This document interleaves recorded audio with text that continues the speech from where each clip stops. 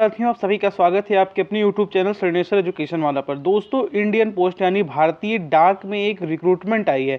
बहुत ही बेहतरीन अपॉर्चुनिटी है। 21,413 पोस्ट हैं। इसमें कोई एग्जाम नहीं होने वाला है। 10th पास भी एलिजिबल है। सारी आपको जानकारी देंगे। उससे पहले बता दें, अगर आपको ऑफिशियल PDF चाहिए तो हमारे टेलीग्राम चैनल पर डाल दिया गया है। टेलीग्राम चैनल का लिंक डिस्क्रिप्शन में डाल दिया गया है। तो डिस्क्रिप्शन से जाकर के टेलीग्राम चैनल पर जाइए और वहाँ पर इसकी ऑफिशियल PDF पढ़िए। बिना वक्त गवाए आपको लेकर के चलते हैं ऑफिशियल PDF और एक एक करके सारी जानकारियां प्रोवाइड करते हैं। ये देख सकते हैं, यह है official PDF government of India ministry of communication department of post के तहत जारी किया गया। डाक भवन, संसद मार्ग, नई दिल्ली, 7 फरवरी 2025 को जारी किया गया है। इसमें पोस्ट कौन कौन से हैं तो ग्रामीण डाक सेवक के पोस्ट हैं। इसके अलावा ब्रांच पोस्ट मास्टर, ये सबका भी उसके बारे में डिटेल बताऊंगा। उससे पहले आपको बता दूं कि एक्टिविटी कब से कब तक शुरू होने वाली है। तो रजिस्ट्रेशन है 10 फरवरी 2025 से शुरू होकर के 3 मार्च 2025 तक है, यानी कि 3 मार्च लास्ट डेट है। ये सिंपल भाषा में समझिए। उसके बाद एडिट और करेक्शन विंडो जो ओपन होगी वो 6 मार्च 2025 से 8 मार्च 2025 तक खुलेगी।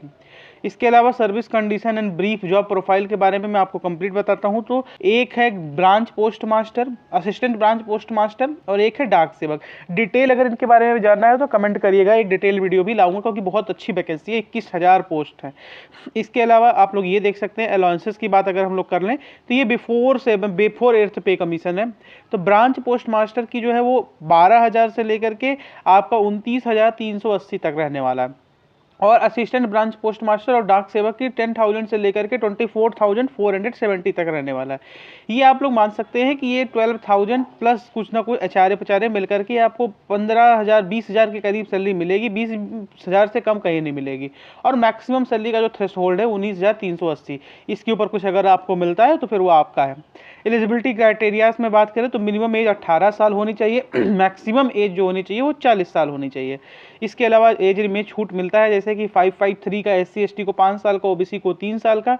EWS के लिए कोई रिलैक्सेशन नहीं है। PWBD के लिए 10 साल का है। इसी के अलावा आप लोग देख सकते हैं एजुकेशनल क्वालिफिकेशंस की अगर हम लोग बात करें तो educational qualification for engagement of GDS is in secondary school examination pass certificate of 10th standard with passing marks in mathematics and English conducted by any recognized board.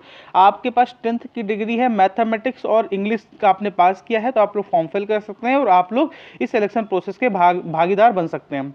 The applicant should have studied the local language. जब भी local languages के बारे में भी आपको बताएंगे हम लोग कौन कौन सी लोकल लैंग्वेजेस हैं।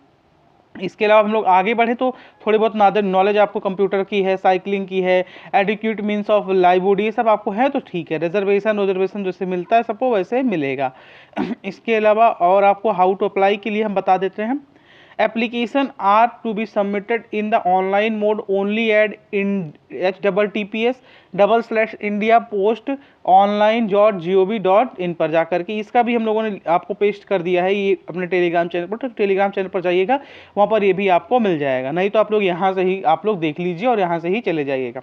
सिलेक्शन क्राइटेरिया क्या है तो the applicants will be short listed for engagement on the basis of the system generated merit list. आपका जो रिजल्ट अपलोड करेंगे आप लोग अपने फॉर्म फिलिंग के दौरान, उसी के अनुसार मेरिट लिस्ट बनेगा। उसी मेरिट लिस्ट के हिसाब से ही आपका सिलेक्शन होगा। The merit list will be prepared on the basis of marks obtain conversion of grade points to the marks. ये मतलब मेरिट लिस्ट अभी आपको बता ही दिया कैसे होगा। इसके अलावा आप लोग ये समझ सकते हैं ग्रेड सिस्टम अगर कहीं पर है तो उनके हिसाब से भी अलग अलग जानकारियाँ दी गई हैं। और इसके अलावा और आपको कुछ जानकारियाँ लेने की ज़रूरत नहीं है। अगर फॉर्म फिल करते हैं तो बहुत अच्छी बात है। कुछ और पूछना है तो आप लोग पूछ सकते हैं।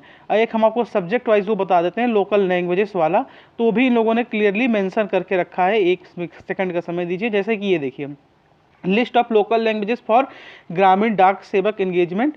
तो ये आप लोग देखिए, आंध्र प्रदेश से हैं तो तेलुगु आना चाहिए, आंध्र प्रदेश से भर रहे हैं। आसाम की भाषा आप लोग ये देख सकते हैं। Assam circle, basically circles wise post अपना इंडियन पोस्ट डिवाइडेड है। तो आसाम सर्किल में अगर आप लोग भर रहे हैं तो आसामीज आना चाहिए, बंगाली, बोडो ये सब आना चाहिए। बिहार से भर रहे हैं तो हिंदी, छत्तीसगढ़ हिंदी चलेगा, दिल्ली से हिंदी चलेगा। गुजरात में गुजराती आना चाहिए आपको। गुजरात में इंक्लूडिंग जो इंडियन यूनियन टेरिटरी है, Dadra Nagar Haveli and Daman and Diu, उसमें भी आप लोगों का गुजराती ही है। हरियाणा में हिंदी, बेसिकली हिंदी आप लोग ज़्यादा, क्योंकि हिंदी भाषी ज़्यादा है। और इसके अलावा नॉर्थ ईस्ट की अलग अलग जो रीजनल लैंग्वेजेस हैं उनके हिसाब से भी अलग अलग है। उड़ीसा में उड़िया आनी चाहिए, पंजाब में पंजाबी आनी चाहिए, चंडीगढ़ में आपका हिंदी इंग्लिश दोनों एलिजिबल है। राजस्थान में हिंदी आनी चाहिए, तमिलनाडु में तमिल आना चाहिए, पुडुचेरी में भी तमिल आना चाहिए।